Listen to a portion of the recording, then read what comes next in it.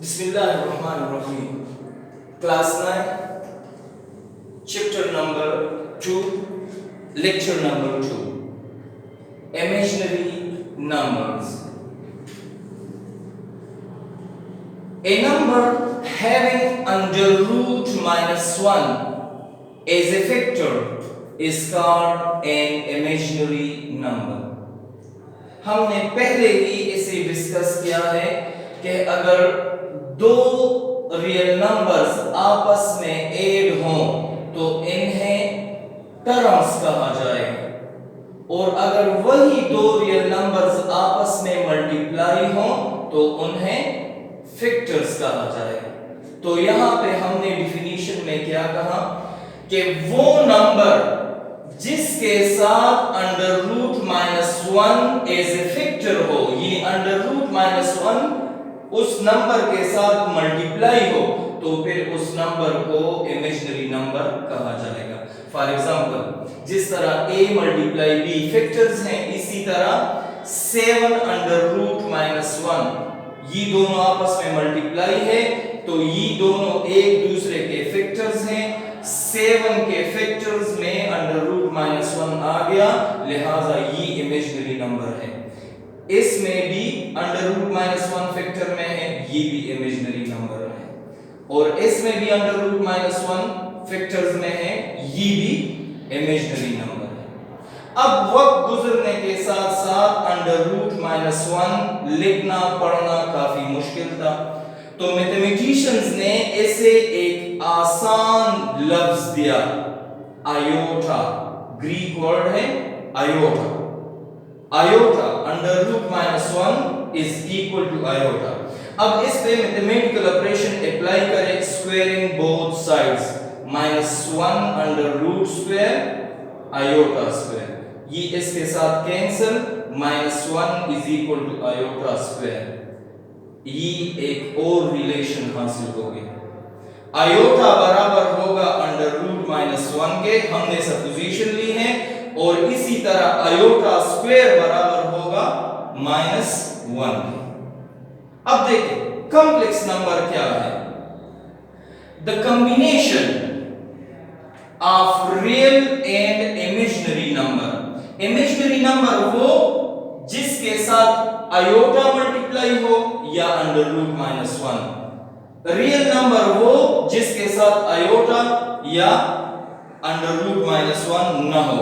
Combination means addition या subtraction.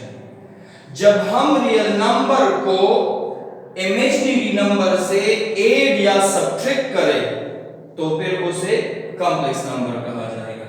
अब देखिए यहां पे आयोटा या अंडर रूट -1 नहीं है, ये है रियल पार्ट, और यहां पे ये है इमेजिनरी पार्ट, इसके साथ आयोटा मल्टीप्लाई है। तो रियल पार्ट और इमेजिनरी पार्ट को जब हम ऐड या सब्ट्रैक्ट करते हैं तो उसे कहते हैं कॉम्प्लेक्स नंबर। कॉम्प्लेक्स नंबर को अमूमन कैपिटल Z से डिनोट किया जाता है। जनरल कॉम्प्लेक्स नंबर है a प्लस आयोटा b या x प्लस आयोटा y। इसमें से a और x को रियल पार्ट, जबकि b और y को इमेजिनरी पार्ट कहते हैं। कॉम्प्लेक्स नंबर्स के बाद है कॉम्प्लेक्स नंबर्स की एडिशन और सब्ट्रैक्शन।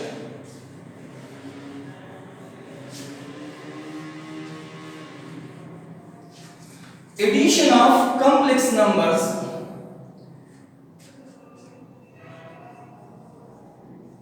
में हम फर्ज करेंगे पहला कॉम्प्लेक्स नंबर है a प्लस आयोटा b, ये दूसरा कॉम्प्लेक्स नंबर है c plus iota d।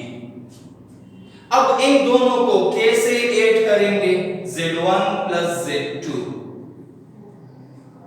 z1 की कीमत डाल दें प्लस z2 की कीमत। तरीकाकार क्या होगा? दोनों कॉम्प्लेक्स नंबर्स के रियल पार्ट्स को आपस में जमा करें, और इमेजिनरी पार्ट्स को आपस में जमा करें। अब a प्लस सी प्लस यहां से आयोटा कॉमन करें तो ये है addition of two complex numbers. Real part को रियल पार्ट से और इमेजिनरी पार्ट को इमेजिनरी पार्ट से ऐड करें। अब इन दोनों की multiplication z1 multiply z2। z1 की कीमत है a plus iota b, z2 की कीमत है c प्लस आयोटा d। अब a मल्टीप्लाई c, a सीजा, a आयोटा डीजा, आयोटा b सीजा, आयोटा b आयोटा डीजा, आयोटा स्क्वायर bd। क्या आएगा? ac।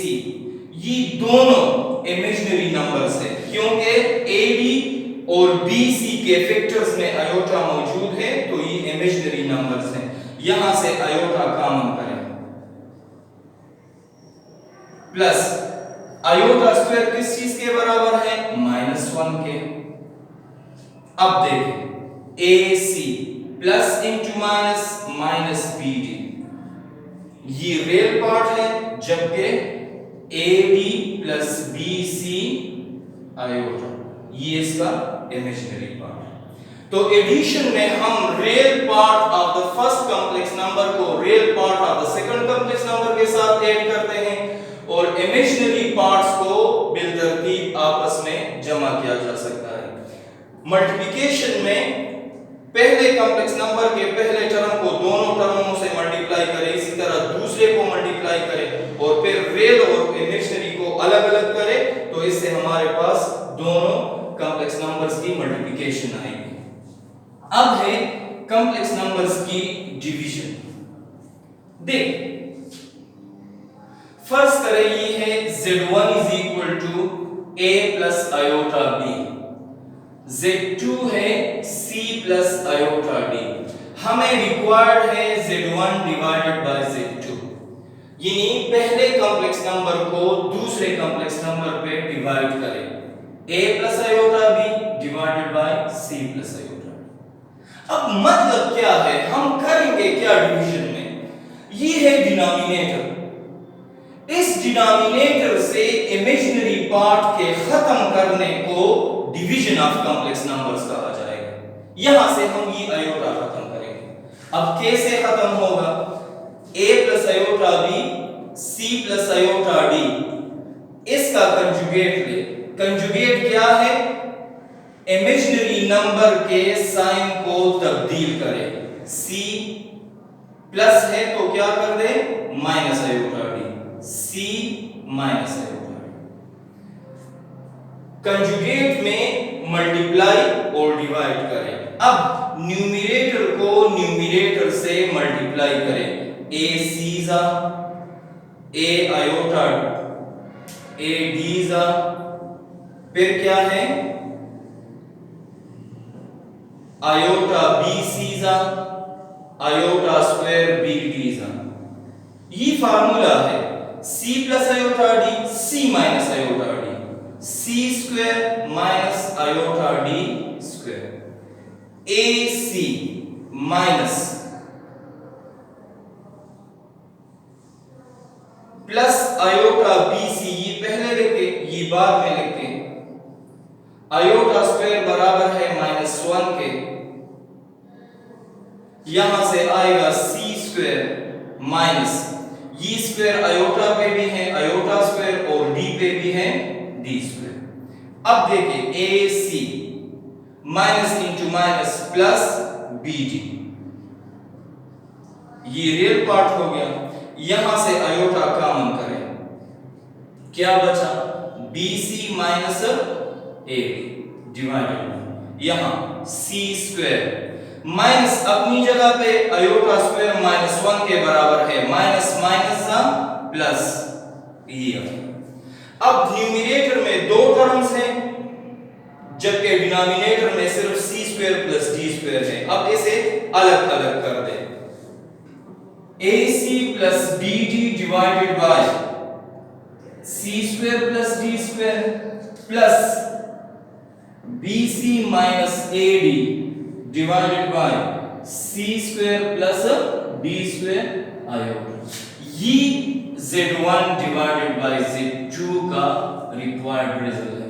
कैसे रिक्वायर्ड रिजल्ट है? हमने स्टार्ट में कहा था कि डिवीजन में हम क्या करेंगे, डिनोमिनेटर से इमेजिनरी पार्ट यानी आयोटा को खत्म करेंगे। अब देखिए ये रियल पार्ट है, ये इमेजिनरी पार्ट है, डिनोमिनेटर में आयोटा नहीं है, हमने रियल पार्ट और इमेजिनरी पार्ट को अलग अलग किया, लिहाजा ये है दो कॉम्प्लेक्स नंबर्स का आपस में